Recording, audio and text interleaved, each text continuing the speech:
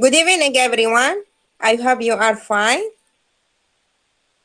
In our lecture today, we will discuss chapters 11 to 12 in Wuthering Heights, a novel by Emily Bronte.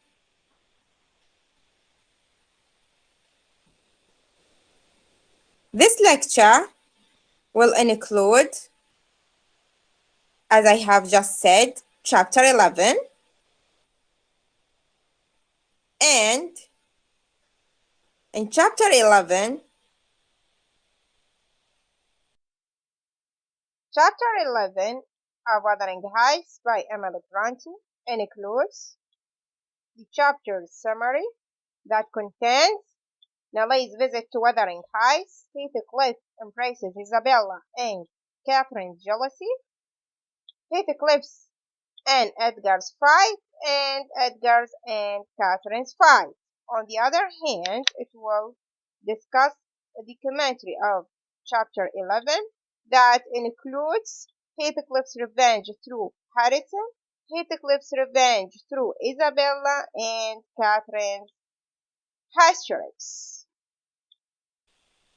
Well, the main characters in chapter 11 are Nelly, Handley, Hareton, Catherine Earnshaw, Heathcliff, Edgar, and Isabella. Setting, places, Wuthering Heights, and Thrushcross Grange. Time before 1801. Moving on to the summary of chapter 11. Okay.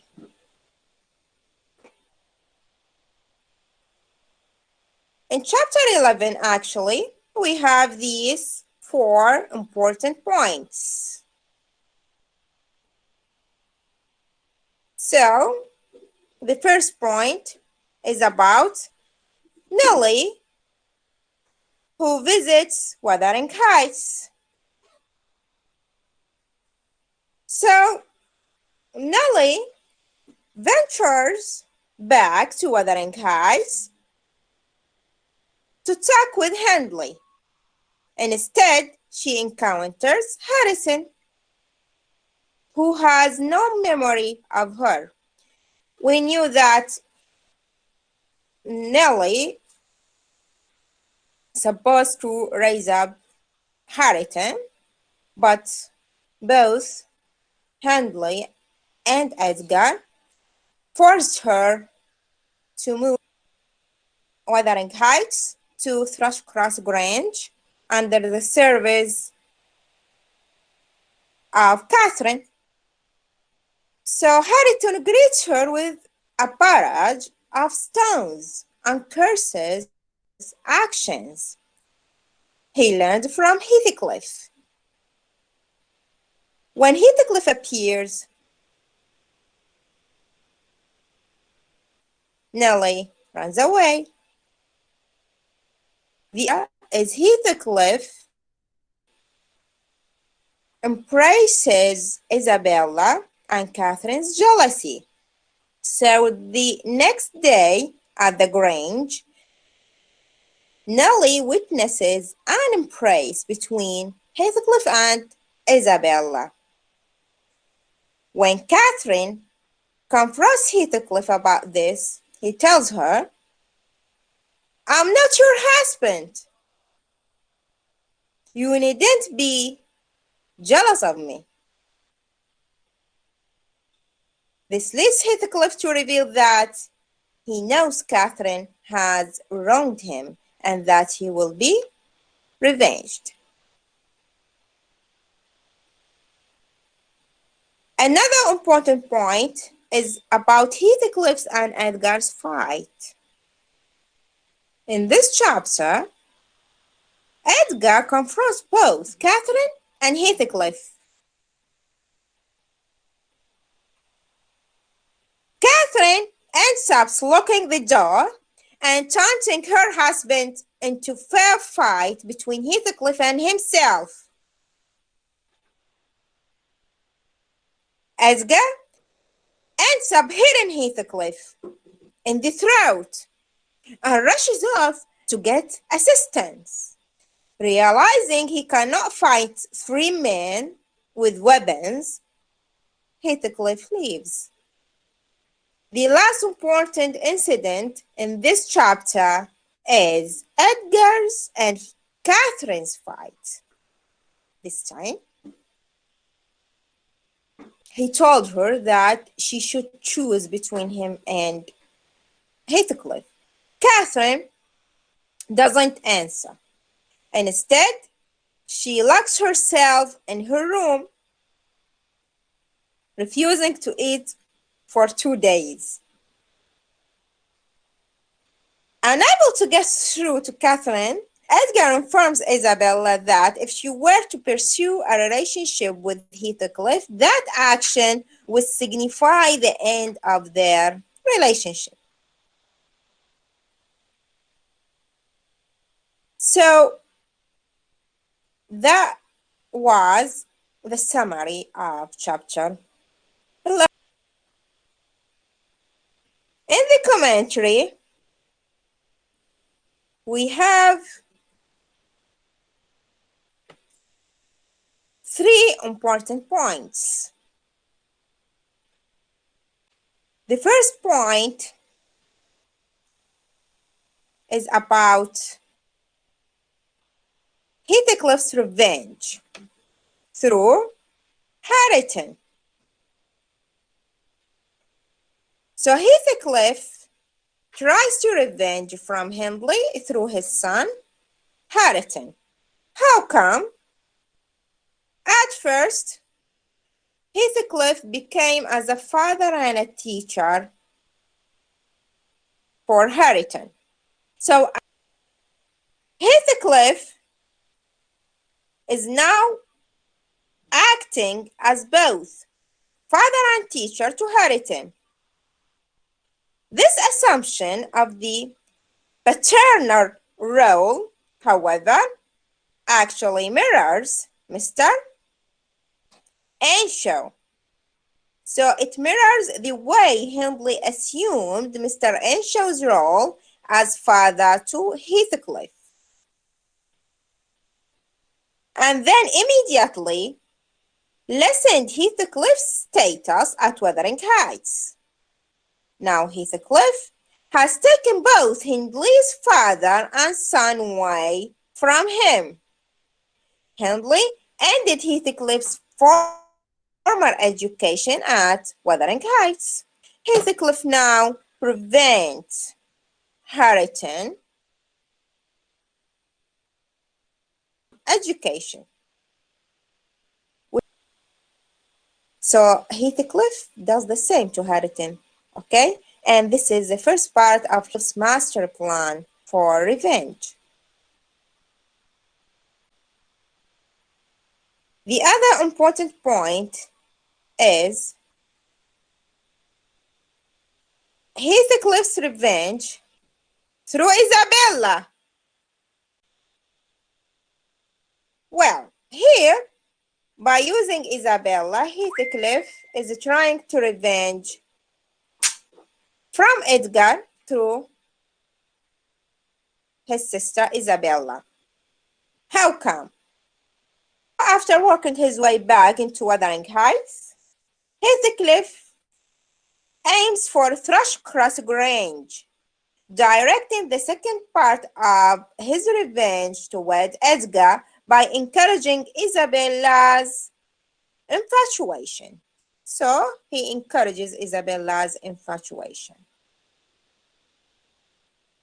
Heathcliff has no passion, love, or desire for Isabella. He only wants to use her.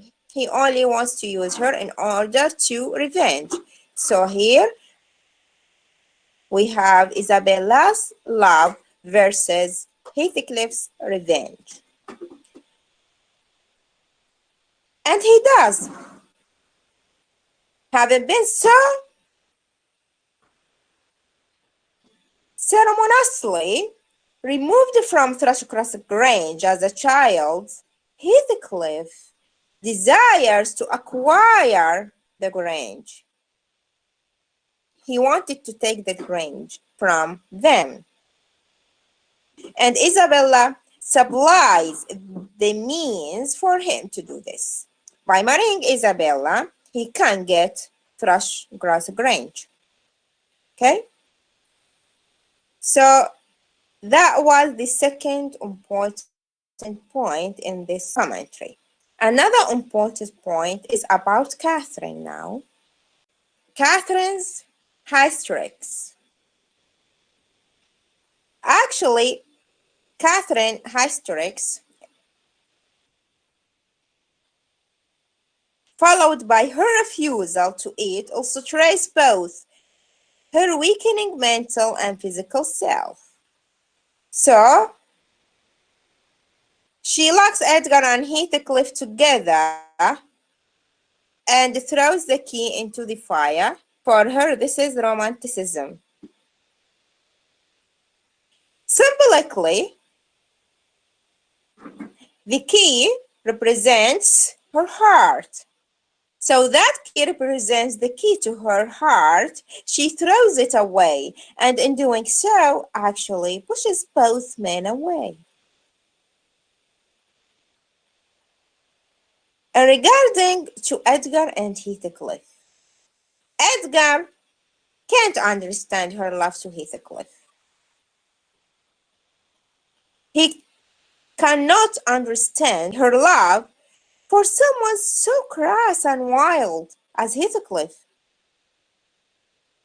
On his part, Heathcliff cannot fathom her attraction to the sniveling and weak Edgar. Curiously, Edgar is the one who acts out of character by striking Heathcliff.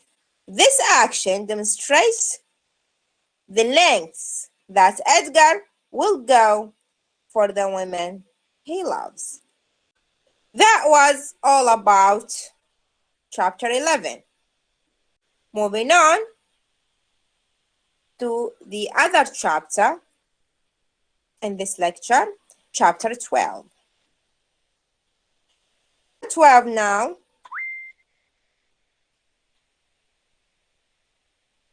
contains the following: the summary of chapter 12, including Catherine's illness and state of delirium, that's to say fever, Isabella's escape. In addition to chapter 12 summary, we have chapter 12's commentary that contains Nelly's reliability and Catherine's revelations. The main characters in this chapter are Edgar, Isabella, Catherine, Heathcliff, and Nelly. Setting: Thrushgrass Grange. Time: years before 1801. Moving on to the summary of chapter 12. We have 2 points, as I have just said, in the summary. The first point, which is about Catherine's illness and state of delirium, we can discuss the following.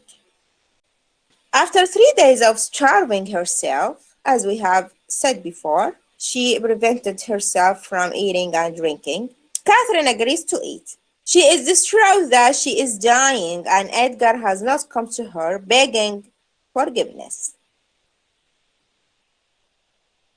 At that time, in a state of delirium, that is to say, fever, Catherine talks about her childhood with Heathcliff and speaks of her impending death. And when Nelly refuses to open the window, Catherine staggers to it, throws it open, and claims to see Wuthering Heights. In her next breath, she speaks of being cured, but not at rest until she is with Heathcliff. So Catherine is actually finding her rest with Heathcliff. And being away from her made her ill. And even she will die because of her love for him.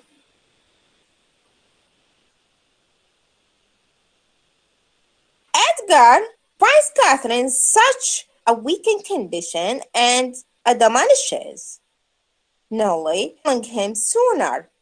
She in turn goes to seek medical attention. The doctor arrives and predicts that Catherine will not survive this illness. The second point is about Isabella's escape. In the meantime, so during the same night, Isabella runs away with Heathcliff. Edgar, when hearing about his sister's actions, says she is now a sister in name only. Moving on to the commentary of chapter 12. We have two important points. The first one is about Nelly's narration and her reliability. So, again in this chapter, Nelly's reliability is called into question. So, early in the chapter, she is convinced that the Grange had but one sensible soul in its wall, and that lodged in my body. This attitude not only demonstrates a sense of superiority, but also provides a means of validating all of her questionable actions, thus limiting her own responsibility. At the end of the chapter, she does not want to be blamed for another's wicked waywardness. Nelly sees herself as Catherine's superior and determines that Catherine has no one but herself to blame for the state she is in.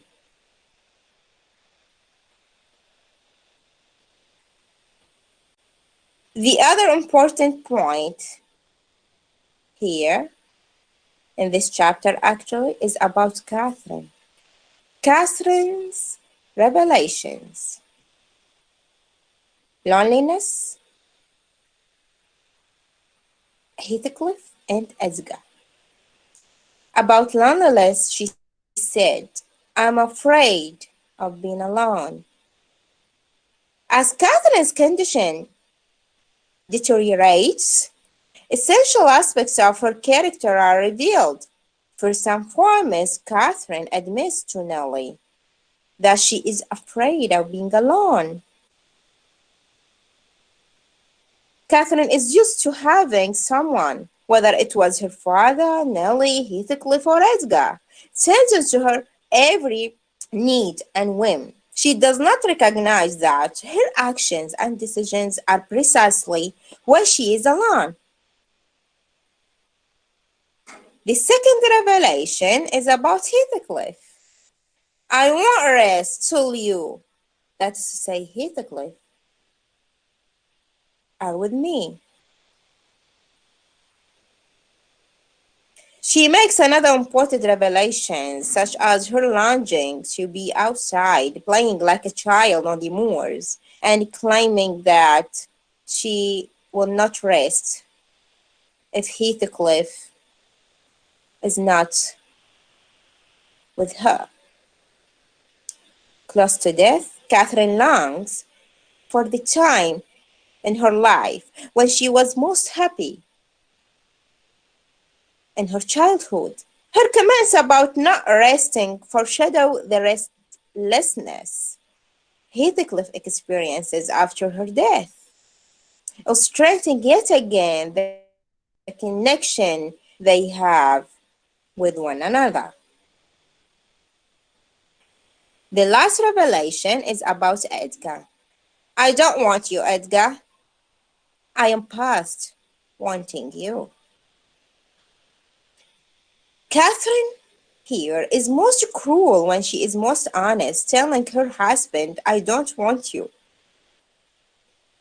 She expected Edgar to turn to her in her weakened state, oblivious to the torment and anguish to which she has subjected him. Edgar did not meet her timetable and therefore is no longer needed. In a way, Catherine enjoys playing the mature, feeling she will suffer for her love. Actually, in chapter 12, the revelation of Catherine are so important, okay? Because it can summarize her state of mind and her feelings towards both Heathcliff and Edgar. That was the end of our lecture today. For further reading, you can refer to these references. Next lecture, I will discuss other chapters in Wuthering Heights, chapters 13 and 14.